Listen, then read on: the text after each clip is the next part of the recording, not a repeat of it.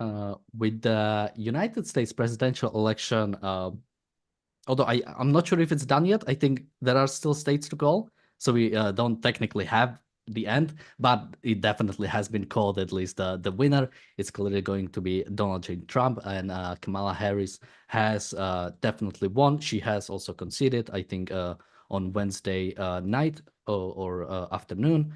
So it's pretty much as well as done. We still have few things. I think Senate is clear. Now it's going to be Republican. There is a bit of a talk about how big of a margin are going to be, because if it's too small, there are still chances that few Republicans might be outliers and not be fully in the party. And also the House is, I think the Republicans are winning, and it will most likely be a Republican House as well. But the margins are also pretty slow there, so we'll still have to see where this will go.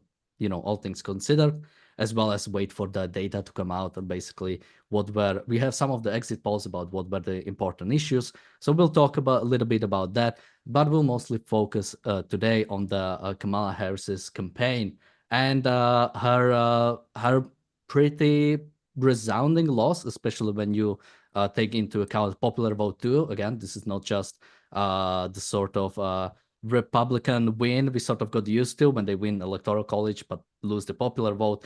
We are at the point where Donald Trump has managed to even get the popular vote pretty decisively. So, James, you haven't been on since Donald Trump has won the election. So I always, first, when people come back, I always ask if they were watching the election night and do they normally watch it? And basically, some of your general observations just from maybe the election night itself. But if you want to go to the campaign, we can. I haven't missed an election night since 1976.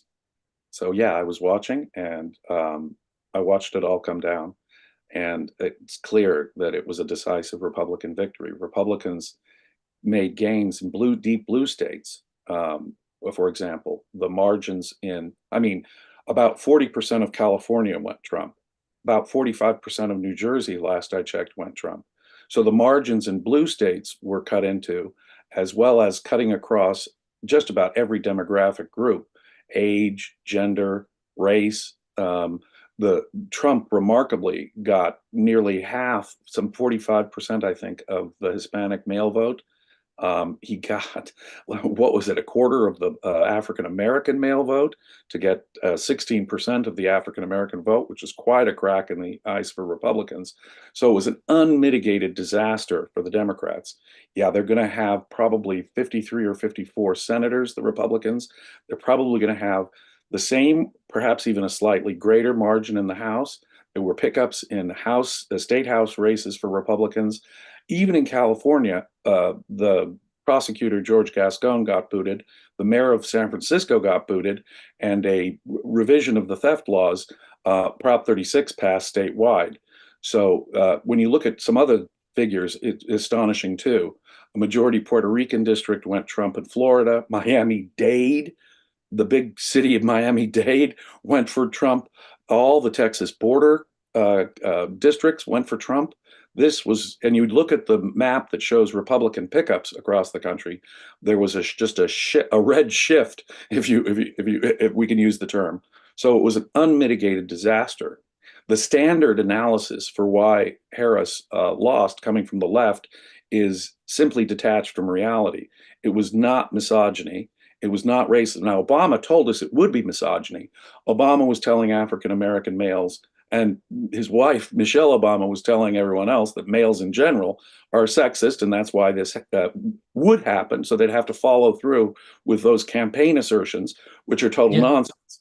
Insofar as they think it was misogyny. Just quickly on that, even if it was like some kind of misogyny, the fact is even women didn't really like Kamala Harris. I think she did underperform even with women, which is even more surprising since for a lot of women, abortion was a #1 issue, yet that was still not enough to basically sway them into voting for Kamala. So yeah, definitely. And And I think it also didn't play that big of a role, surprisingly. At least I was surprised, because at least from my understanding, I haven't really heard Kamala Harris talk a lot about, I'm a woman, or I'm a black person. It was much more about, I grew up in a middle class family, and those types of things. So I'm at least sort of glad in that sense that it's no, or it might come back, but at least it wasn't that much focus on the sort of gender, race, and all that. Surrogates very much made it about gender and race. Barack Obama was telling black men that they were sexist if they didn't vote for Harris. Now, that's a very common thing to happen in American politics today.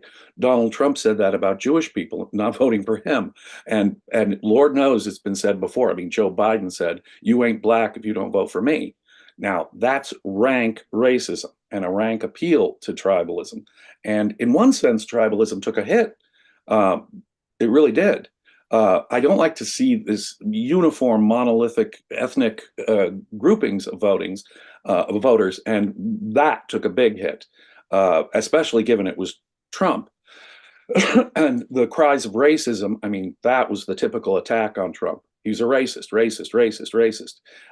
And yet the demographics, nonetheless, he increased his share among Hispanics, blacks. He got a third of the Jewish vote, which is remarkably uniform. Asians and Hispanics can be a little more soft for Republicans, but a third of Jewish voters, 16% Wait, of is African it really Americans. true? Third? Because last time I've seen was Harris still won 80%, which is still even The 20% last I Jewish. saw was a couple of days ago on that. So Okay, I've seen it. you may have the Like data. even just so it's not like I'm pushing too much Oh, against it. Even 20% Jewish vote going to Republicans is a lot, because yeah, the especially yeah. Jewish See, demographic is generally very yeah, democratic leaning. when you look at the African American and Jewish votes, which are generally very strong for Democrats, that was a crack in the ice for Republicans. And let me suggest, whether you like Trump or not, when you step back, it's a crack in the ice at tribalism and the tribalist approach that Democrats take with all of this intersectional. I mean, what passes for ideology on the left these days is really collectivist, tribalist, superficial BS. And that is the thrust of whatever intellectual veneer exists on the left, is basically groupthink tribalism. And that did not play well. Anti-industrialism did not play well. It was the economy, stupid. It was, as in most elections, nearly every election in my lifetime has been driven by the economy. Not only do the exit polls suggest that the economy was the number one issue, and for those for whom it was, they mostly voted for Trump, something like 60%, again, if I'm getting the numbers right, of last I checked, of those who thought the economy was the issue voted for Trump. And more than that, what's interesting is that the wealthier you were, the higher your income, the more likely you were to vote for Harris. The lower your income, the more likely you were to vote for Trump. And now this has become very clear and decisive. The trend has been going that way for Republicans for, at least a decade, if not longer. But the point is that Trump was the final nail in the coffin for that. The Democrat business model is to appeal to the class thing, the Marxist class thing, the working class, the working poor, etc. And that had been from the 20th century their business model. And now, deep into the 21st century, that is not the case anymore. I can tell you what won't get you elected president. And let's face it, Miss Harris ran a terrible campaign, just ghastly in a number of ways. And most fundamentally, since it was the economy that drove this, let me suggest that she did not offer any credible answer to the inflation that people are living under now. Americans have a very low threshold of tolerance for things like inflation. And it's still running at like 3%. And that's still too high for Americans. But the surge of inflation hasn't gone away. I yeah, mean, let's grocery prices are more than 25% higher than when let's quickly when just Biden took office. And that's the fundamental reality on this ground that Democrats were in denial about. The denial about inflation when it was happening, it's transitory. It doesn't exist. And when it was after, people are no longer living with 25% higher grocery prices just in the last 3 or 4 years, which they are. And it was that lack of connection on the real issue that drove things, the economy, that cost her the race. She didn't have any credible answers for the economy. none that people believed in any case. This is not talking about Trump now. This is talking about the weakness of her approach. Raising and spending a record amount of money, getting celebrity endorsements, that won't get you elected. And she sort of, relied on that to a great extent. Furthermore, to the extent that Trump does have authoritarian tendencies, she completely undermined her case by having her surrogates go out and say Nazi, Nazi, Nazi. Let's quickly just come back to the inflation issue, because I think there is a bit of a misunderstanding when it comes to sort of like understanding what inflation does. I think in 2020, COVID already started, and the economy was in a really bad state. So it went to Biden. Biden had to manage the COVID.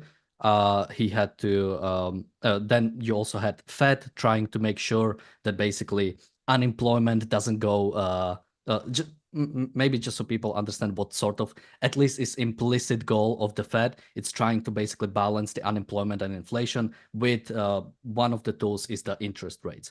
Basically the basic idea is that if you don't want the unemployment to go up, you put down the interest rates, which in turn will basically sort of stimulate the economy, cheap money. So a lot more people are borrowing money. You sort of have this effect of unemployment staying down. And unemployment, while shot up during COVID, pretty quickly went down and went to sort of pre-COVID levels. Sort of again, there are oftentimes like numbers that this is what the economy should be. So it's like inflation, perfect inflation is like 2%, perfect unemployment is like 5%, and or that's at least like the goals they are trying to do. And that's stupid Keynesianism. That's Phillips Keynesianism. But just the way you presented it, unemployment versus inflation. Yes, that is, I think, the way the Fed looks at it, and I think that is the way, to a certain extent, both parties look at it. But of course, that is fallacious economics. 2% is not in fact, we shouldn't have any inflation, whatever. But the Fed target is 2%, and we're still not there. And we're still running at like 3%. And so people I just Fed is jumping the gun in reducing interest rates, but there's no good Fed policy. The Fed should be abolished. Yeah. But I just want to quickly finish on that. But because the Fed was trying to keep the unemployment down, the inflation, because of low interest rates, because of Biden's stimulus check, because of also previously Trump's stimulus check, and this like cheap money going in the economy, the inflation shot up. And in a way, Trump got lucky. He would have had inflation had he been reelected. Perhaps not as bad because Biden came in and spent a whole bunch more money. And I'm not sure Trump would have done that or could have gotten that through in any case. But the perversely named Inflation Reduction Act had no bearing on the reduction of inflation.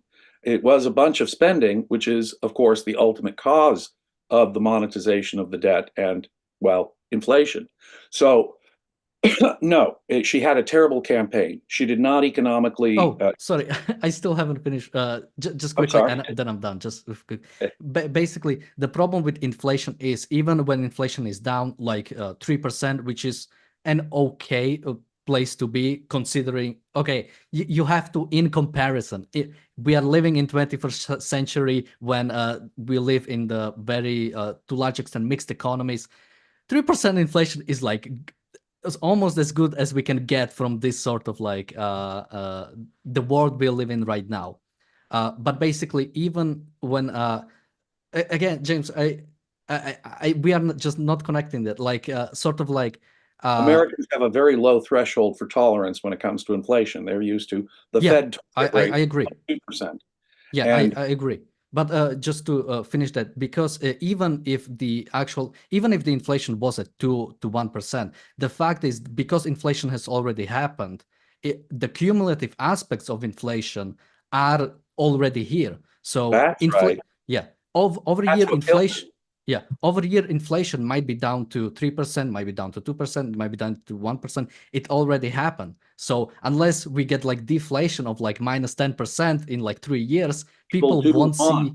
People want relief for affordability, something like tax cuts to make their life more affordable. Trump has said that he wants to be more aggressive than he was last time about deregulation. He's said through Elon Musk he wants to cut $2 trillion from the budget. Those are actually credible responses in terms of cost of living, in terms of inflation. Every regulation is a cost, and mind you, a barrier to entry in the monopolistic sense, but also a cost imposed on the economy. Regulations reduce productivity, and productivity is our friend against inflation. And the Democrats did not have a similarly credible response to inflation. Now, of course, Donald Trump's tariffs aren't going to help affordability in any way, shape, or form. They'll only increase costs themselves. But the point is that at least Trump was connecting with people with credible answers on the question, on the causes of inflation, and people were suffering from 25% higher grocery prices than Biden came into office with. And that's the lens by which voters look at these things from. And that's the way you have to look at it. Americans will punish the party under which that happened, even if it's being tamed now or seemingly tamed now. The economy is by no means in reality out of the woods.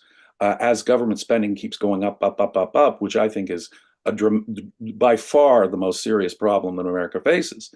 Now, I'll believe it when I see it. Republicans always say they'll cut the budget. This is unique and specific in the promise of Elon Musk, but the point is the promise of Elon Musk was made, and that was far more credible on the point of inflation. But Yeah, when was the last I time tell you America that had Harris's balanced budget? I'm sorry, what? Say again? When was the last time America even had a balanced budget? The late 1990s with wait, a progressively Republican now I might be wrong here. Democrat president. Yeah, I might be wrong here. Maybe you can remind me. But because I've heard something Obama in I think his like second term, he like cut a deal with Republicans, but I'm not sure if they got the actual balanced budget or just lower, or just sort of like a bit better. So And ease off on the higher yeah, okay. deficits, right? But do bear in mind, Trump did outspend in 3 years, the 3 years before COVID. So even before COVID, Trump was outspending Obama altogether. Now, I know a lot of that was defense spending, but the point is that if you're going to increase your spending like that, then you have to find somewhere else to save the money. And he didn't. The deficit went up dramatically under Trump. And then, of course, as a result of COVID, as you point out, it dramatically went up. But look, there was no credible economic response to all that. People do want greater affordability. They do want more permanent solutions like productivity. Fortunately, Americans are not too far gone on this and could recognize to some extent, apparently, look at the silver lining at least. Americans thought the economy was more important than anything else. To the extent that Trump actually exhibits authoritarian tendencies, they did not help themselves by going for the Hitler button. Vice President Walz, Hillary Clinton, a bunch of Harris surrogates repeatedly said Hitler, Hitler, Hitler. And that, I think, was overstatement. And compared to the reality of the economics that people had just lived through for the last 4 years, it faded to the background. And they didn't help themselves by overstating the issue with Trump. They haven't acknowledged their own authoritarian tendencies, such as you notice every time they charge Trump with some case, obviously for political reasons, Trump's popularity went up. So all that lawfare, as they call it, the use of the criminal justice system for political purposes in a way that America has not seen before, that kind of authoritarianism did stick in people's minds, did help Trump, in my view. Overstating the authoritarian nature of Trump, overstating it in the way they did not help. And celebrities won't do it, and TV commercials won't do it. I can tell you what won't get you elected was all the means that Harris tried without connecting on the matter of the economy. And that at the end of the day, that's the bottom line.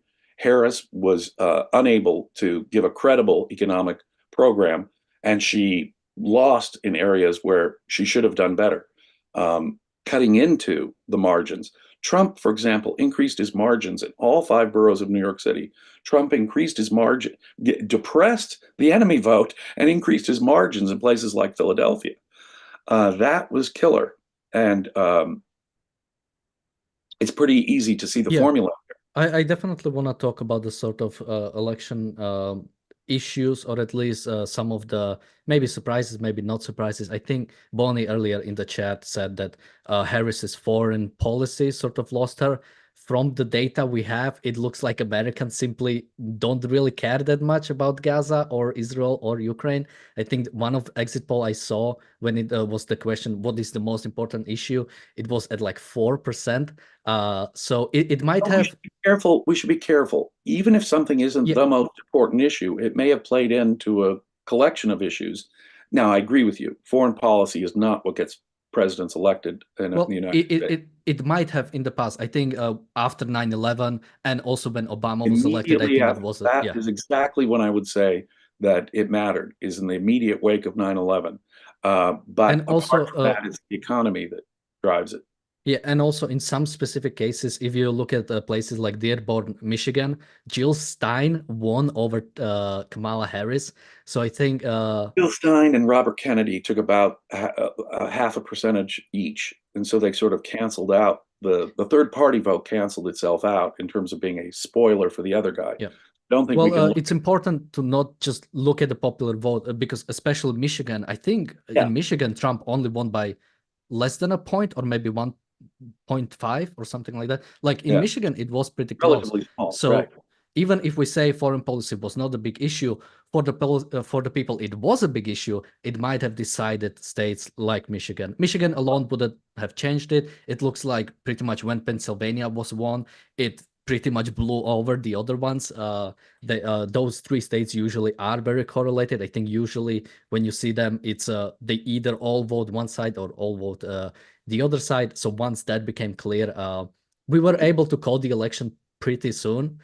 By not me, I mean generally. I think because I was also watching it on election night, and we got confirmation pretty early. I think when I woke up on Wednesday, which meant that was still like 1 a.m. in Eastern time, I think we already had the pretty much the result, or at least the very likely result when it came to calling Well, the I think election. that a lot of issues do play into it and create an image. And Harris herself was not perceived as a credible person.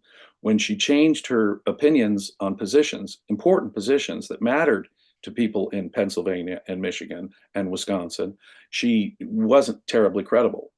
She was against fossil fuels and fracking 3, 4 years ago. She didn't really have an explanation for why she'd changed her view. And that cuts against her. She was not credible. She was not terribly honest. She would send up these word salads instead of explanations. And again, that did not help her at all. I would say that there was a credibility issue, a dramatic credibility issue that Harris did not account for appropriately. That certainly is the case. Yeah, I I'm not think sure any other Democrat would have done better this time, given the economics under Biden. I think Biden might have done worse. I think other Democratic candidates might have done just as poorly. But the point is, she did have a serious credibility issue. Yeah, I think hindsight is 2020. Probably Democrats looking at it now are probably thinking we should have had a primary, or Biden should have stepped out sooner. But you'll never know. Do they know that that would have made a difference? Yeah, I don't. that's what I'm saying. Like if Yeah. let's say the primary did happen and we had the similar result again, because I think economy was the driving issue, so that wouldn't have changed no matter who was running.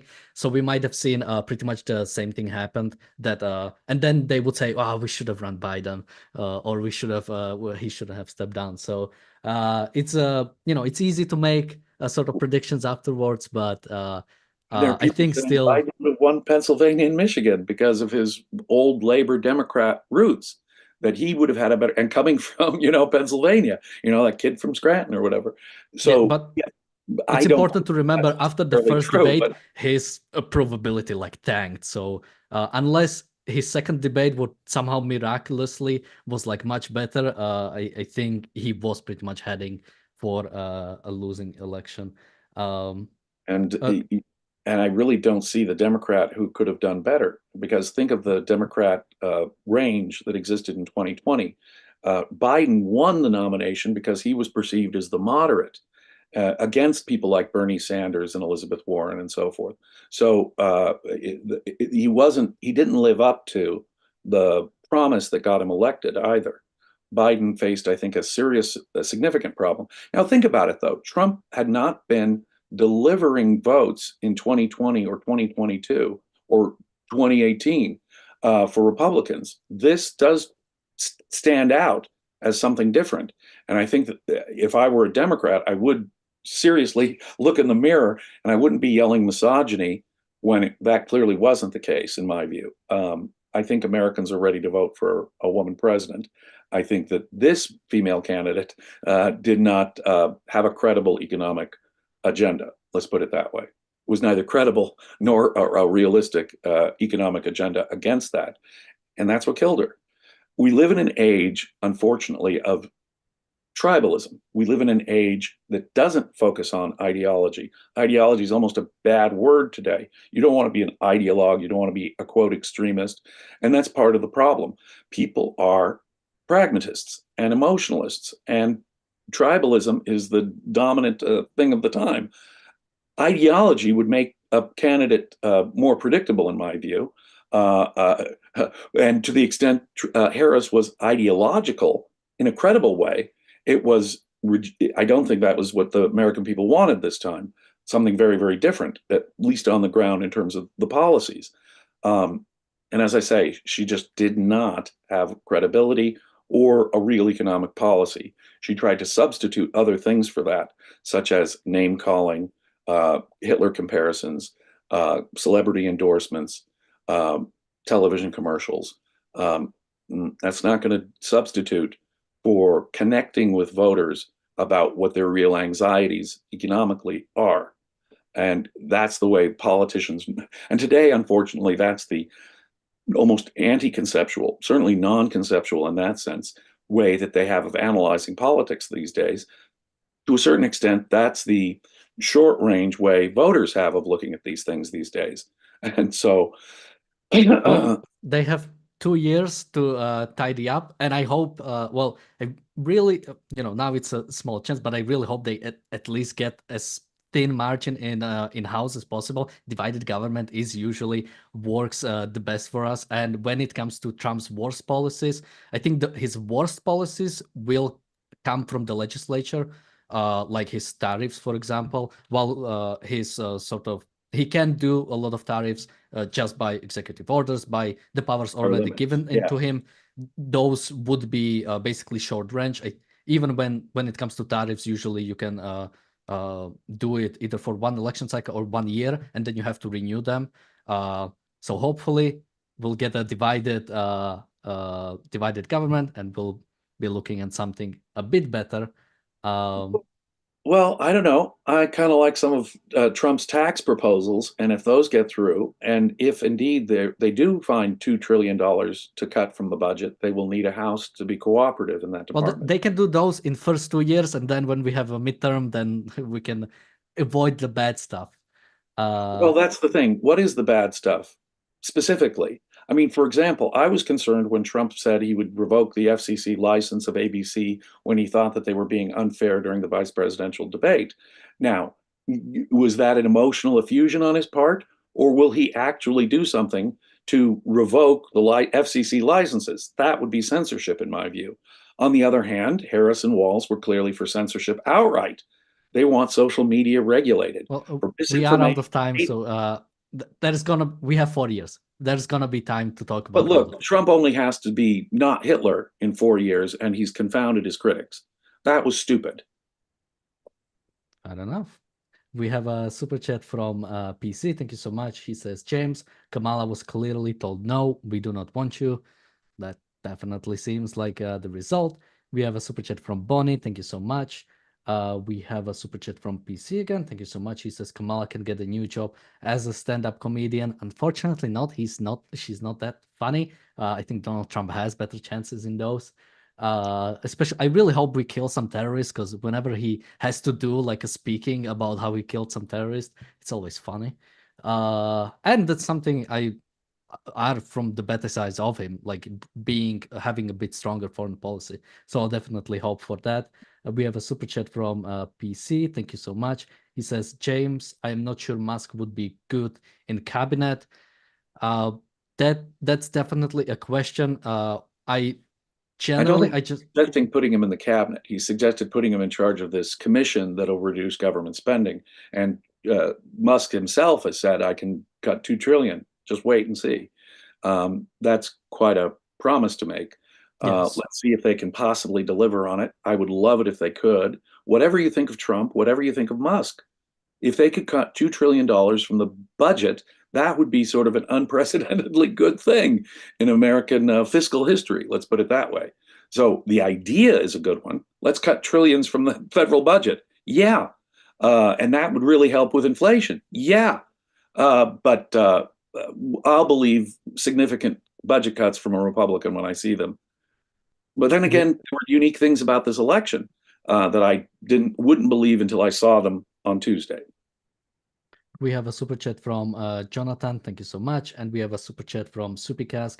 She says, James, how is holding Trump accountable for his crimes authoritarianism? Trump was guilty. I don't care what party or ideology he is. I don't care what party or ideology he is. The New York case was a disaster and could not stand on appeal and was brought for political motives and should never have been brought. And really, I don't think it helped at all. It hurt dramatically to bring Trump, use the word, trumped up charges against Trump. And that's what they were in New York City. No question about it. No question about it. Moreover, one of the federal cases involved his misuse of classified documents. Well, you know, after seeing people get away with classified documents cases, look, I wanted Hillary Clinton to be convicted of obviously doing at least the same as Trump had done, but she wasn't. For all of Trump's reputation for seeking revenge and all those lock her up demands, he let it go. And so when it comes to the actual reality of using the criminal justice system in a political way, the Democrats are the ones who've done that in an authoritarian way. The New York case, which was, by the way, motivated, I think, from a Democrat political plan. Prosecutions should not be part of any political campaign. Prosecutions should not play a role in any political campaign. That is the corruption of the system as such. And I respectfully disagree with you about the New York case. He was not guilty of anything. Well, as we've talked about before the show, I do have disagreements here, but we are over like 4 minutes. Maybe there is maybe there is an episode there talking about sort of comparing, for Yes. example, the Hillary and Trump. So maybe we'll do Yes. that at some point. Her outright destruction of evidence in the case, and her not even being president to have her hands on the documents. Now, a much easier case for mishandling classified documents against her was foregone. And people can sense the difference. Whatever, I mean, whatever you think about who should have and shouldn't have been convicted of that kind of a crime, people can feel it when it's going one way and not two ways. We have the reality show coming up in just about 5 minutes ago, but we'll go live in just about 2 minutes or so. We're going to be talking about the return of pogroms. For those who don't know, there was a football or soccer match, I guess, in Amsterdam, and after that, people started hunting Jews pretty much. So we'll talk about that case in just about a minute or so on the reality show. Thank you, James, for joining me today. Thank you, everybody, for watching, and bye-bye. Be safe.